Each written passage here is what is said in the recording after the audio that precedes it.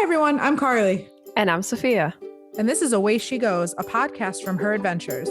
Each episode will help you feed your wanderlust with travel tips, stories, inspiration, and more.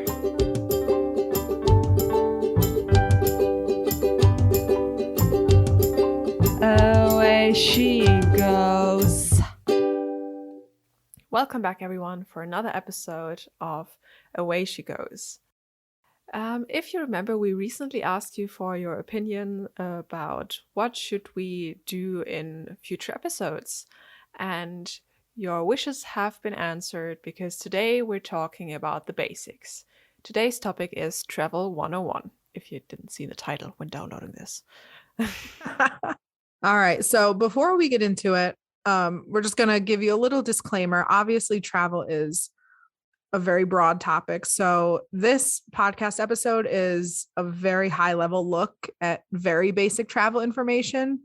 Obviously, we recognize that travel looks different for everybody, depending on a broad range of factors, including your race, religion, your country of origin, your orientation, identity, health, et cetera, et cetera. We do not begin to assume that we're covering all aspects of travel. We would need far more podcast episodes and far many more hours in the day to do that. So this episode is really just going to address like very general basic information that we feel is most relevant to a very broad audience of female travelers. But for more specific and more detailed information on other aspects of travel, check out our workbook offerings that we have online at heradventures.com. Check out some of our other podcast episodes, visit our website, connect with us on Facebook. And again, just remember this episode is a starting point, not an ending point for us to help you understand the basics of traveling. So let's dive right in. What is the first thing you do for a trip? Well, you plan, and before you leave anywhere, you need to pack your things. Yes, you So do. in terms of clothing, that means you should do some research on your destination. What weather am I expecting? Is it going to be a very constant, sunny, warm weather, or is it very unpredictable? What plans do I have? Am I going to go hiking, swimming, or just sightseeing? And also, very important, what is the expectation in terms of the cultural norms? So even though if it will be very warm constantly, will I want to go visit churches, mosques, or whatever, and will need to bring longer clothes to cover myself up for that, for example. So a very smart idea is always to pack in layers. So you bring your basics, you bring t-shirts, you bring maybe a sweatshirt to put over the t-shirts or a jacket, things like that. Maybe even like a fleece jacket, a rain jacket, so that you're covered on all areas and you can get more outfits out of fewer items. Because if you were just bringing a warm jacket instead of multiple jackets, then what if the weather's in between? It's I have great experience with that. It's always what I do. Just pack for all occasions, basically. Of course, when you pack your layers, you also need to make sure that it goes together. So color-wise. Personally, I prefer to just stick to some basic colors, like I'm usually on the darker end with like black, gray, blue and stuff like that. But whatever colors you like, just make sure that everything goes with at least 2 pieces that you bring. So you also get more stylish outfits and you're not stuck wearing something which isn't really, I mean, I could say like if you wear a yellow shirt with an orange jeans or something, but maybe that's your style, but it wouldn't be my thing. Maybe you would feel really bad just going completely in black where I'm comfortable. So go with what makes you comfortable looking back at the pictures, but also go in what makes you comfortable physically. Because yes, something might look nice on a picture, but you'll have to run around in it all day. So especially shoes and trousers, I feel like, also maybe bras, pick the comfortable ones. As for the amount of clothes you need to bring, consider if you'll be doing laundry at your destination. because if you rent an Airbnb or if you're at a campsite where you have access to a laundry machine and you're staying for more than, say, a week, maybe you want to wash in between or not. And my last thing for the clothing is to roll your clothes when packing to save space. So if you remember our episode on, what is the word in English? Hand luggage. Carry-on. Oh, carry-ons. On carry-ons. Yes. Then Outfit there's sausage. also some, yes, the sausage, the clothing sausage, outfit sausage. Yes. Which you can also find a video to on our Instagram. In terms of luggage, you have all your clothes and everything. Now, what do you put your clothes in? Be very, very aware of weight limits on airlines. Some are stricter than others for carry-ons. Like I've flown airlines where in theory they have a weight limit for your carry-on, but they never check it. As long as it fits in the physical dimensions, it's okay. Checked bags, they are more strict with the weight in general. And some airlines, particularly like the budget airlines, the cheaper ones, are very strict with carry-on weight as well. So once you get everything into your suitcase, that's great, but just make sure that it fits within the weight limit allowed by the airline. And you don't need the most expensive luggage. Luggage can be very expensive. A cheap one does the same thing as an expensive one. Aim for functionality, not looks, not brand, not name. Be wary too. In recent years, a lot of suitcases come with this feature where they have like a lithium ion battery and they can charge your phone or charge your headphones. Sometimes those are not allowed on flights, or you have to check them. You can't have them as a carry-on. So be super aware of that. Any of those suitcases that charge your devices, just make sure to double check on whether or not those are allowed in the cabin of the aircraft. Sometimes they're not. Sometimes they're not allowed at all. And remember what not to pack. So as much as, especially if you're a newer traveler, you feel like you want to just throw everything in the suitcase and have everything you could possibly need, you don't always need some basic things with you. Most accommodations will have basic items like toiletries, like shampoo, toilet paper, a hair dryer, things like that. So you don't always need as much as you think you do in terms of accessories or toiletries. Yes, definitely check with your accommodation first. Sometimes you don't even need towels. Sometimes you will need towels. Yeah, it always depends. So now you're packed, you're ready to go. Now you're on your trip and you are traveling. Let's say for the purposes of this discussion that you are traveling internationally. Because traveling domestically, or even, for somebody like Sophia, who's from Europe, traveling within Europe as somebody who is European is very easy. Yep, very different. Whereas for me, I'm from the United States, so anywhere I travel, you need a passport. It's a process to travel internationally. So depending on where you're going and where you're from, to travel internationally, you will need a passport, and you may also need a visa. So that depends on a lot of things. That depends on your country of origin. It depends on the destination country, whether or not you need a visa. So that's something that you would need to research ahead of time to make sure that you have all the proper paperwork and allow all of the necessary time for all of that paperwork to be processed as well. Sometimes the visa process can take a long time, months, especially now with, the pandemic being a thing, all of these things take longer. So crossing a border, it feels very stressful. It doesn't need to be though, as long as you're prepared. So there's generally two parts to entering a new country: immigration and customs. So immigration is border control, passport control. That is the process of you entering the country, and then customs is what you are bringing into that country. So when you go through immigration and customs, typically it's together, one right after the other, and they check your documents, they check you, they'll ask you questions about what stuff you have in your bag. Sometimes they will check your bag, to make sure that you're not bringing something into the country that you shouldn't be. And that doesn't necessarily mean drugs or something illegal. It could even be fruit or meat or produce or other fresh or agricultural items that, in one country are fine, but if you bring them into a new country, they could wreak havoc on the environment and become an invasive species. So, they just have to make sure that you're not bringing in anything, legal or not, that you're not supposed to be. Make sure all of your papers are up to date. I cannot stress this one enough.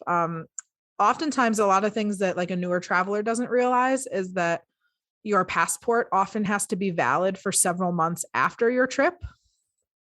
So if my passport expires in May of 2025, I probably cannot travel in April of 2025 with that passport. So it needs to typically be valid beyond when you're traveling. So make sure you check that. Your whatever country you're in, I know the United States, the Department of State website is a very good resource, and it's a kind of a one-stop shop place to check for each country what the requirements are, what you need. So if you're not from the US, I'm sure your country's equivalent to that is very good at telling you what you need and how long it needs to be valid for and things like that. And always be respectful when dealing with immigration and customs agents. They have a lot of power. They can turn you around and send you back where you came from. They can seize your belongings if they feel the need to do that. Be polite to them and they will be polite to you. Don't be combative with them, even if they're being a little aggressive, a little rude, which sometimes can happen. Just don't act like that towards them. It's the only thing I can advise you. Like, just be respectful of them. And they in turn will be respectful to you. And culture shock when you're traveling internationally. Once you get through customs and you're at your destination, culture shock is a real thing, depending on, again, where you've come from and where you're going. Embrace it. It is difficult sometimes. It's okay. You may feel uncomfortable. You're going to feel hesitant. You're going to be somewhere new. But it is important, regardless of how you're feeling, to respect that culture, even though it's different than what you're used to, even though it's new to you.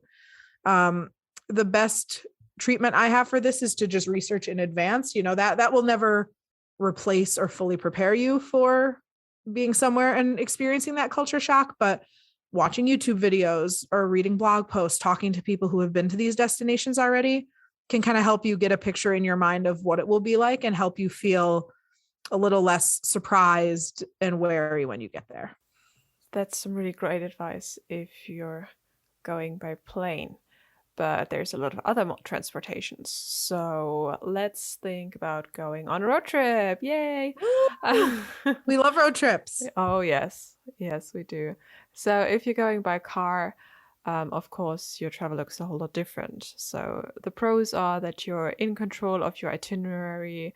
You can stop wherever you want to. You're not bound to any tracks or train schedules. It's often cheaper than some other modes of transportation as well. And also it can be fun, I have to say. But on the other hand, also driving is kind of exhausting. Personally, not a big fan of it at all, which I know, ironic. It often takes a bit longer than, say, for example, flying somewhere. And if you're the driver, you can't really do anything. Like, while you're driving, like on a train, on a plane, you can read, watch a movie, whatever. So you're doing all the work basically and getting none of the fun along the way. And of course, if you use your own personal car, then it gets a little bit of tear and wear. If you get a rental car, then that's also, again, depending on where you are, it can be expensive to get a rental car, especially depending on your age, which I find very ridiculous. Buy alcohol, but you can't rent a car. Exactly. Serve in the military, but you can't rent a car. Yep. Or like it is over here, you can rent a car, but it'll cost you more than your grandparents. Like 4 times as much. And should your grandparents be driving at this point? I'm not so sure. Yeah. How old do you have to be in Germany for it to be cheaper? I think it's 25. Here too, yeah. Okay. Anyway, some tips and tricks to not get too bored on the road is if you're traveling alone and it's something you're comfortable with, you can listen to some audiobooks or podcasts. I really like doing that, but I also have a friend who I know, she it totally distracts her, which we do not want. We want to stay focused on the road. And if you're going with someone else on a road trip, and if they have a driver's license, then that is the best case scenario. It doesn't even mean that they have to drive. It's just that it's a good option to have someone else there. So that if you're tired, if you don't want to go anymore or something like that, of course, you can always just stop. But take the advice from me, as I've driven someone through the entirety of Scandinavia is of course a lie. I mean, okay, I drove Knox there, but no, I I drove through Denmark and Sweden all by myself while someone else was just there sleeping, and it wasn't the dog. And I was like, well, the least you can do in the passenger seat is entertain the driver, keep a conversation going. But if you don't want that resentment to build up at all, just take someone with a driver's license. It'll make the tension way easier. All right. If traveling by water is something that you want to do, let's talk about going on a cruise. So cruises are really great in a lot of ways. They can be very convenient because most of the planning is done for you. You know, you go on a website, you book a cruise, it has a preset itinerary, the meals, everything is, you kind of just have to show up and do whatever there is to do. They can be very affordable, or they cannot be. There's both sides to a cruise. Cruises are either super affordable or they're not. And there's really kind of no in between. You get to experience a lot of new places in one trip. Usually they're pretty packed in terms of an itinerary. You get to see a lot of different places. And it's a great way to make new friends as well. You know, you meet other people on the ship, you make friends with them, you hang out with them the rest of the week, and they're fun. Cons, not much time at each place. You know, that's kind of a downside, is you're packing a lot of things into a short amount of time. That translates into not having a lot of time at any given destination. You know, you could spend a couple of hours at a port and want to spend all afternoon there or a few days there, and you can't because you have to get back on the ship and proceed on with your trip. They can be very crowded. Obviously, the past few years, we've seen that not be a thing so much, but before the pandemic, you know, you see pictures of like stock photos of a cruise and then photos of what it actually looks like on a cruise. And it's insane how crowded they are. Many of them are not really like all inclusive. I'm using air quotes. There's going to be a lot of hidden fees with drinks or excursions and stuff like that. So the amount that you pay when you book is not necessarily the total amount that you're going to end up paying at the end. The potential for seasickness, I'm laughing because I get seasick on like flat, calm, smooth water going really slow. So I've never been on a cruise. I am going to go on one at some point, but my plan is to go on a very short one to begin with, because I don't know if I'm going to get seasick. Even when I take Dramamine, sometimes I get seasick. So there is a potential for seasickness if you're somebody like me who just can't handle it. You can feel stuck on the boat. You know, you get off at port for a few hours a day, but by and large, you're on the boat. And if you, even as big as the boat is, if you get a little stir crazy, there's nowhere to go. They're also less environmentally friendly. It's a big ass boat, burning up fuel and dumping shit in the ocean. And dumping shit into the ocean. Exactly. So there's that as well. If you do want to book a cruise, the options really are endless. There are cruises for families. There are cruises that are budget friendly. There are cruises that are not budget friendly. Tons of different itineraries. A lot of places are opening back up. A lot of cruises are starting again that haven't been running the past couple of years. So take time and research what's right for you, but it is pretty easy to find a cruise for everybody's taste.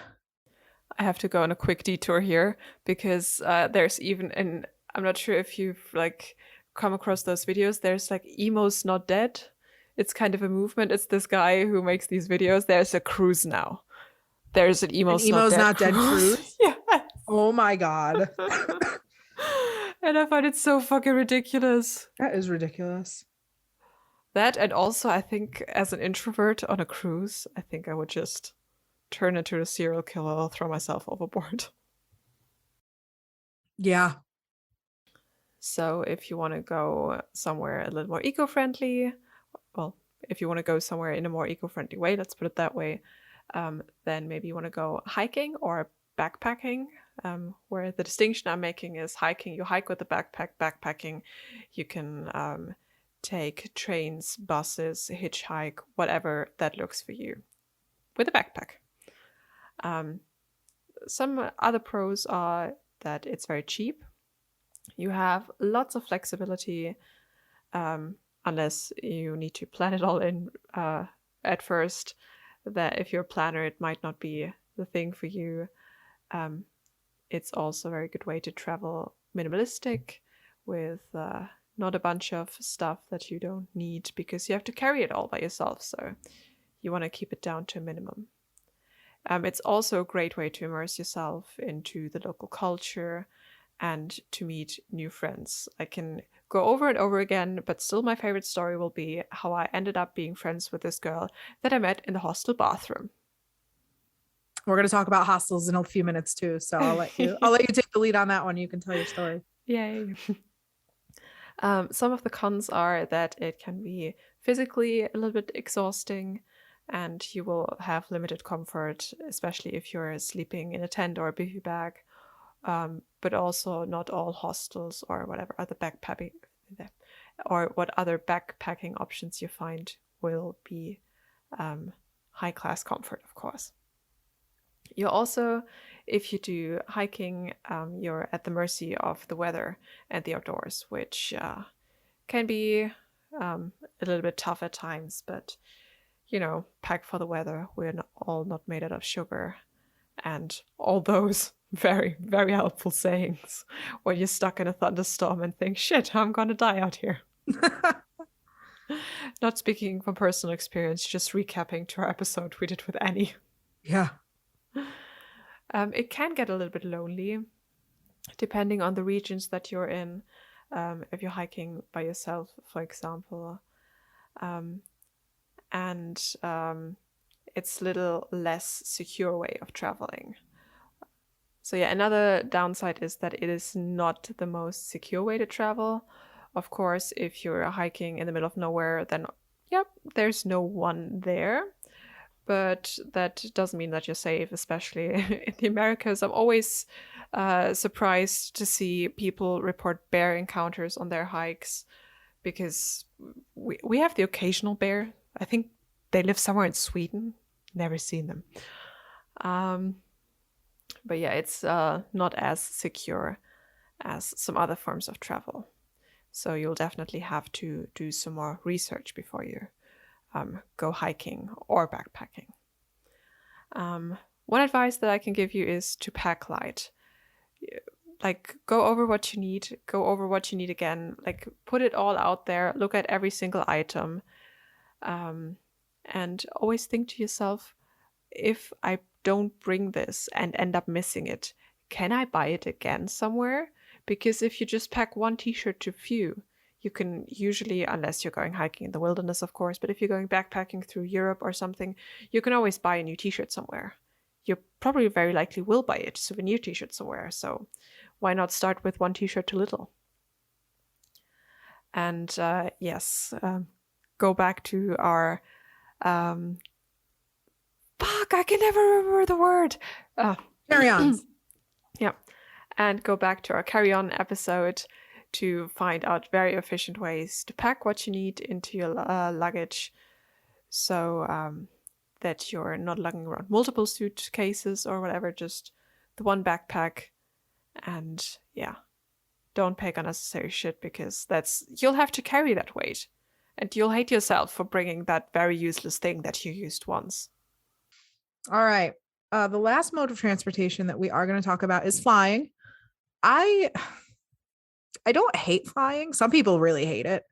I view it like I don't enjoy it, but I also don't hate it. I'm just kind of like about it, because to me, like I love traveling so much that to me the flying is necessary to get to where I'm going in a lot of cases. So I tolerate it. It is often the fastest way to get to your destination, especially from the United States. Again, for somebody like Sophia who can, get in the car and drive to Sweden. Yeah, I can't do that from here. a trip to Norway. I think I'll take the train. But yeah, see, I can't do that. So from the United States, at least, or from other parts of the world that are not Europe, flying is often the fastest way to get to your destination. I'm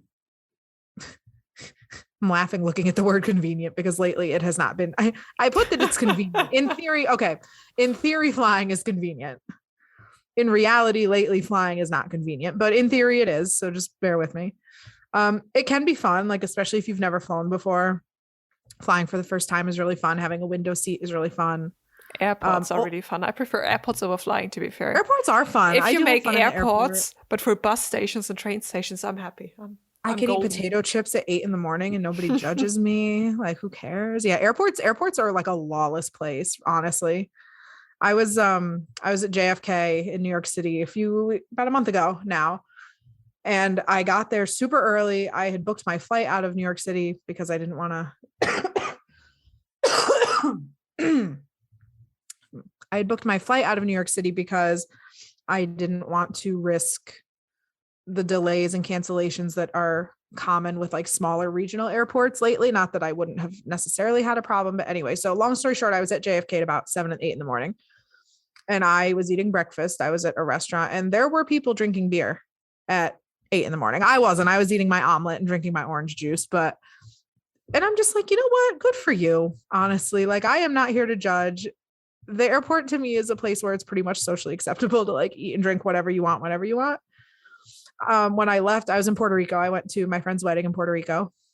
When I left Puerto Rico, I got to the airport around lunchtime. And I think for lunch, I had Nutter Butters and half a can of Pringles because that was what was open. And that was what I had for lunch. So you know what? I ate Nutter Butters and potato chips for lunch. Judge me. Flying overall is very safe. It is statistically safe. I think any of the other modes of transportation that we talked about, it's safer than being in a car, certainly, which a lot of people don't realize that statistically you're more likely to get into a car accident than you are to get into like a plane crash or have a problem flying. Some drawbacks to flying, besides the obvious, which we will get to in a moment, it can be very expensive. It can be a hassle going through like all of this, it's a pain in the ass. Some people have a fear of flying. If that sounds like you, make sure to check out our fear of flying episode a few episodes back where we talked to Captain Tom about how to overcome that fear. Your baggage can get lost. I always throw an Apple AirTag into my luggage now. I typically don't check bags, but even with sometimes they force you to check your carry-on. I always put an AirTag in, and that's not going to prevent it from getting lost, but at least if it gets lost, I know where it is. Flights can get delayed, etc. And obviously, it's not the best for the environment either, just to throw that in there again. Yeah.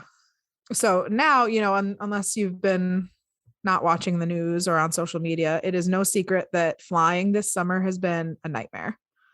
Flights, I had a whole trip get derailed because of one flight cancellation. It does happen. People's bags are getting lost. People are in airports for hours. Not to discourage you from traveling, but if you are, just please be aware that, flying, which can be a pain in the ass on a good day, is much more of a pain in the ass now than I've ever seen it. When I went to Puerto Rico, I purposefully booked out of a bigger airport to try my best to avoid cancellations and delays. There's a super, super high demand. All of the airlines and airports are understaffed and under-equipped to deal with just the sheer amount of people who are traveling. So please be aware of that. It is hectic. Allow as much time as you need, allow extra. I cannot stress this enough. And things will, things will go wrong. People will miss flights. It happens, but it is very rough to be flying right now.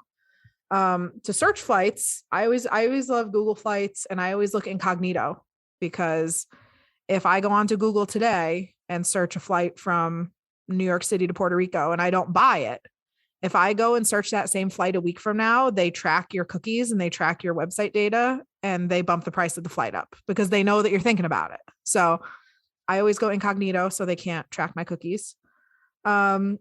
I also always prefer to book directly through the airline rather than booking through a third party like Expedia or Priceline. And I know a lot of people utilize those websites because it's more affordable. And assuming everything goes well with your trip, that's great. But as soon as something goes wrong, the third party basically is like, oh, it's, deal with it with the airline. And then when you call the airline's like, you booked through a third party, we can't help you.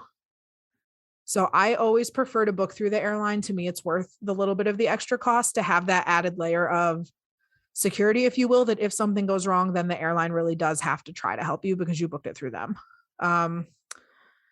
Again, make sure you get to the airport in plenty of time. Can't stress that one enough. Going if through you're security taking, also. If you're What? taking airport transfer like a train or a bus Oh, or God. something, make sure that they're running on that day, and make sure to Oh, take no. it, like, even allow for extra time. Because I've had it happen that I wanted to take the train to London Gatwick, no, to Stansted, and then realized at the gate, we're doing rare replacement buses today. How fun. Oh, And the queue no. was immense because, of course, much fewer people can fit in a coach than can fit in a train. So barely made the flight. Anyway, you don't want that added stress.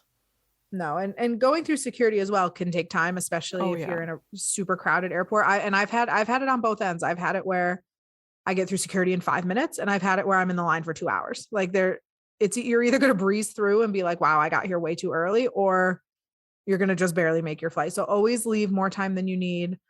Don't be nervous. Kind of like customs and immigration. They just want to get you through the line as quickly and as efficiently as possible. TSA pre-check and global entry, if you're a US citizen, are really great. TSA pre-check helps you get through security quicker. Global entry is customs when you come back into the United States. So if timing is a concern, you can apply for those two things. They do take a while, but once you have them, it makes those processes a lot easier.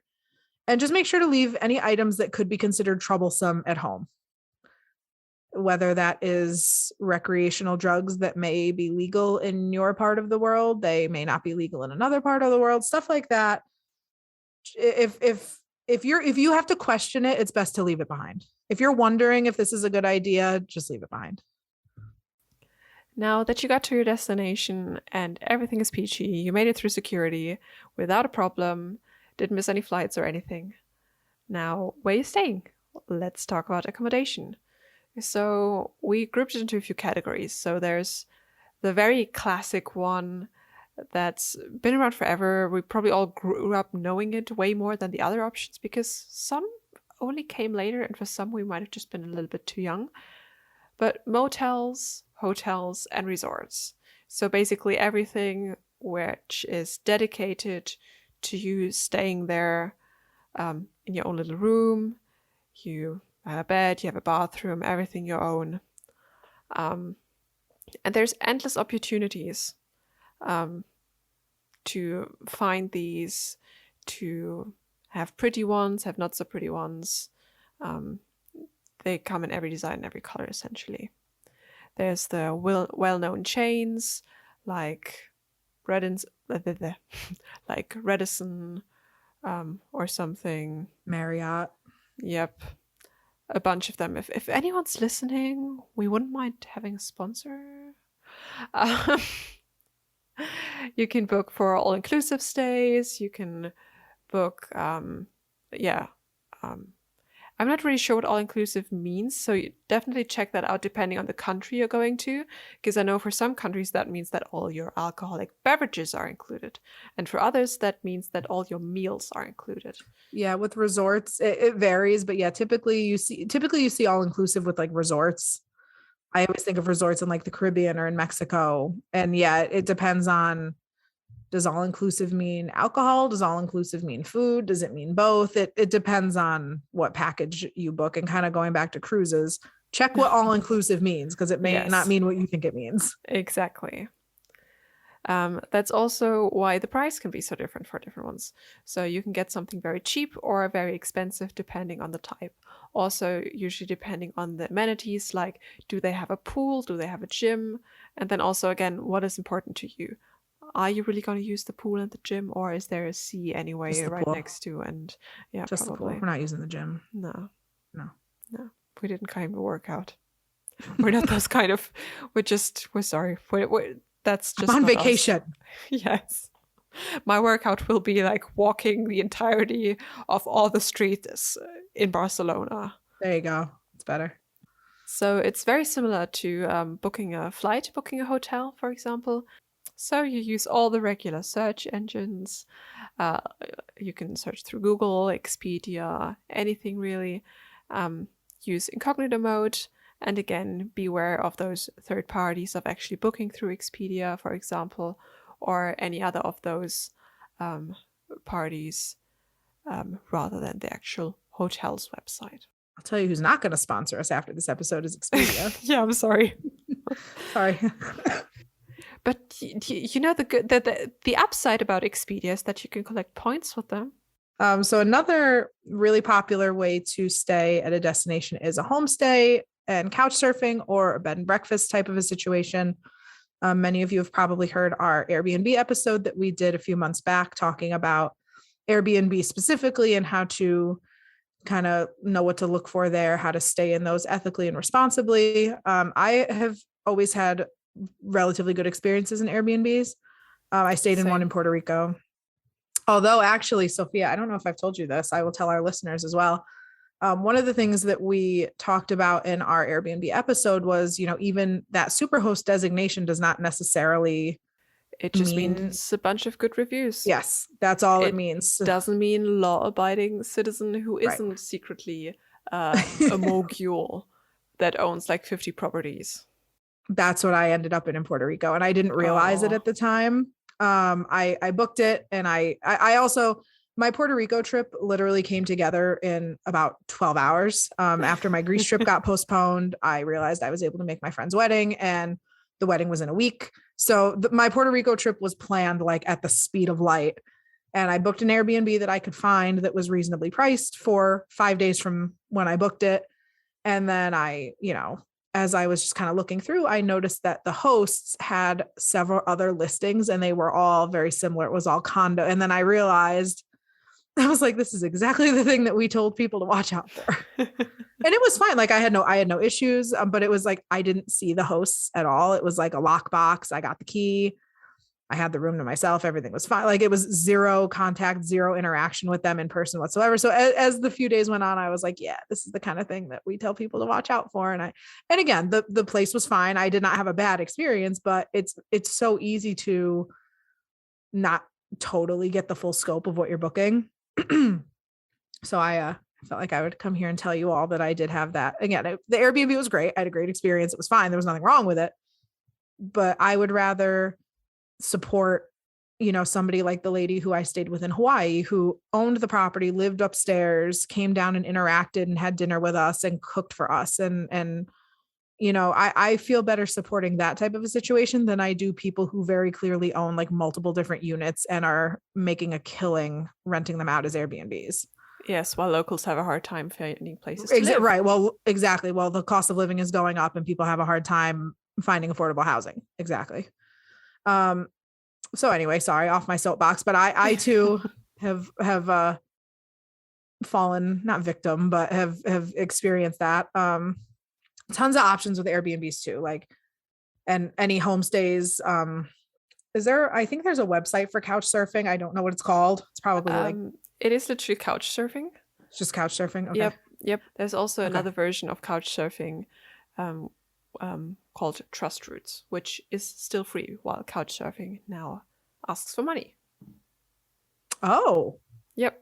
Only like for the app, not from the people to stay with you, but for the app. So this too, there's literally countless options. It's very easy to book what's right for you. It's just a matter of kind of taking that time, vetting your options, and finding what the right fit for you is.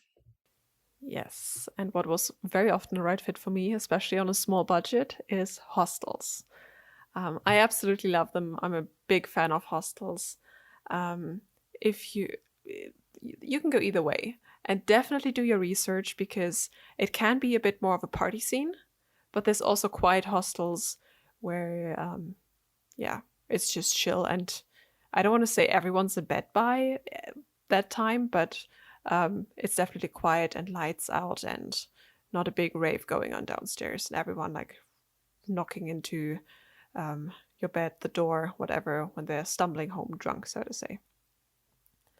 But yeah, you do not really have a lot of privacy there because you share your bedroom, so to say, with a bunch of strangers. I love the ones where you at least have a little curtain on your bed so that people are not able to watch you sleep. Because, I mean, no one ever does, but I just prefer it. I prefer it with a curtain. And then also something to look out for is to get one with a lockbox or some sort of locker so you can store away your belongings. And a budget hack, so to say, always bring a padlock with you because most of them actually, I don't think I've encountered one where it was a lock included in the lockbox, so to say. So if you have a lock with you, you don't have to buy one at the reception, although they usually also sell them at the hostel receptions so that you can keep all your stuff safely while you're out and about exploring the city, and you don't have to worry about, is my camera gonna get stolen? Because yeah, I know someone who with a motorbike drove all the way up to Cape North. On the way back, drove back via Russia, and in a hostel was a bit too trusty, and now all the photos they have are the ones they took on their phone. Oh, yeah. No. Yep. Just hostel things, I guess. Yep. But one of the plus side is that it's really great for solo travelers, as you do make friends. Like I said, I met this girl in the bathroom. Just as she was getting ready in there, like putting up makeup. I think I was actually just using the bathroom, going for a shower, I'm not even sure. And then we started chatting, and when she left Venice, she introduced me to her friend, and he was like, well, how did you girls meet? I'm like, on the toilet. He was like, okay, do I want to know? And yeah, then I spent some time with him in Venice, and then we both left on the same day, and I had like great friends without putting much effort into it. It makes solo traveling a little less lonely to stay in a hostel, in my opinion. And that's all we have for you in this episode of Travel 101, the very basics of traveling. If you have any other topic suggestions for us or anything you would like some more advice on, feel free to reach out. You know where to find us on social media, or just listen to the end. We'll mention all the ways you can contact us there. And just a quick tip too, again, like this obviously was a very basic, very generalized overview. The best way to become knowledgeable in these things is to just go. You know, I know what I know about Airbnbs from staying in them. I know what I know about flying from doing it. Sophia knows what she knows about road tripping from doing it. You know, so the best way to increase your travel knowledge and your know-how is to just go. Yes. That's all I have to say about that. That can also mean just go somewhere close. Yep. Of course, you don't have to go straight to other end of the world, 3-week backpacking trip. You can just go like a few towns, countries, counties, whatever, over. Snack Attack! Hi, everybody, and welcome to another segment of Snack Attack. This is the part of the episode where I try snacks from all over the world and let you know what I think about them. Today, I have some snacks from Poland. These came from a Universal Yamas box, so I'm going to try a couple of them and let you know what I think. The first one is a vanilla marshmallow coated in dark chocolate. So I'm going to give this a try. It's very soft. Oh, this is good. My only complaint... Okay, I have 2 complaints. The texture of the marshmallow gets like really weird. At the end, it kind of gets like sticky and gooey, not like light and fluffy, and not in like a normal marshmallow way. And the dark chocolate flavor kind of overpowers the marshmallow. I'm going to give that one a 3 out of 5. Not bad, but not great. The next thing I have are little Monster Ghosts chips, and they're really cute. They're like little potato chips, and they're shaped like little smiling ghosts, and they're the cutest thing I've ever seen. So I'm going to try these now. featuring my dog sniffing in my face, trying to get my snacks. You can't have these. This is Ginger's big podcast debut. Those are good. I'm going to give them a 5 out of 5. They're not potato chips, but they're like potato snacks. So they kind of have more of a texture of like a veggie straw rather than like an actual potato chip itself. But the flavor's really good. I'm going to give these a 5 out of 5 with like an extra little bonus point because they are cute as hell. If you want to see pictures of them, just check out my Instagram at Carly Sees the World. Carly spelled Carli. And that is where you can DM me if you want to suggest where I try snacks from next. See you next time. Bye. What the f***? Welcome back, everyone, to What the... You get the point. Where I teach you swear words from all over the world, or rather from all over Europe, because swearing seems to be very Eurocentric. In some countries, you're just rude or throw around the occasional fuck, but here we get creative. So today I'm teaching you some Danish because as of recently, looking back, I taught you Norwegian, Finnish, Swedish, and now Danish only seems like the next step to round off our Scandinavian adventure. I mean, we've already had Icelandic a while ago. Okay, so let's start. Lut, which literally means crap, and it is used like crap as well. Then there's klaphat, which literally means a clapping hat, and it really confuses foreigners because you should just Google the term. It's hilarious. It's a hat, like a baseball cap, and it has like 2 clapping hands, and you can pull strings and then it claps. So it is used as idiot. And please do yourself the favor and Google it. It is spelled Klaphat. Klaphat. Klaphat. And then I also have a longer one for you. Du kan få en prutt å pille i, which means you can have a fart to play with. This I found really weird, and it's specifically for all those times when someone asks you for a favor and you wish to turn them down in the most abrasive of ways. So, can you help me with this thing after you already helped me with everything else in my life? You can just say, du kan få en prutt å pille i. Du kan få en prutt å pille i. And that's all from me. If you want to teach me some languages or prove me wrong that swearing, in fact, is not so very Eurocentric, please hit me up on Instagram. My handle is at SophiaAEZ. That's all from me. Bye. That's all for this episode. If you'd like more Away She Goes in your life, make sure to stop by heradventures.com/podcast. That's where you can fill out a form if you're interested in being a guest on the show. And you can also write to us at awayshegosgwt@gmail.com or leave us a message on our Google voicemail from any phone or computer at 1-563-503-6323. To follow our adventures, you can follow me on Instagram at Carly Sees the World. Carly is spelled Carli. You can also follow me at SophiaAEZ. Sophia is spelled Sophia. Away She Goes is part of Her Adventures, a community dedicated to radically redefining travel to be inclusive, sustainable, and empowering. You can learn more about Her Adventures, find travel tips and support, shop travel-themed items made by our members, and join our Facebook group with nearly 100,000 women all around the world. All at heradventures.com. We can't wait to connect and explore with you. Away she goes.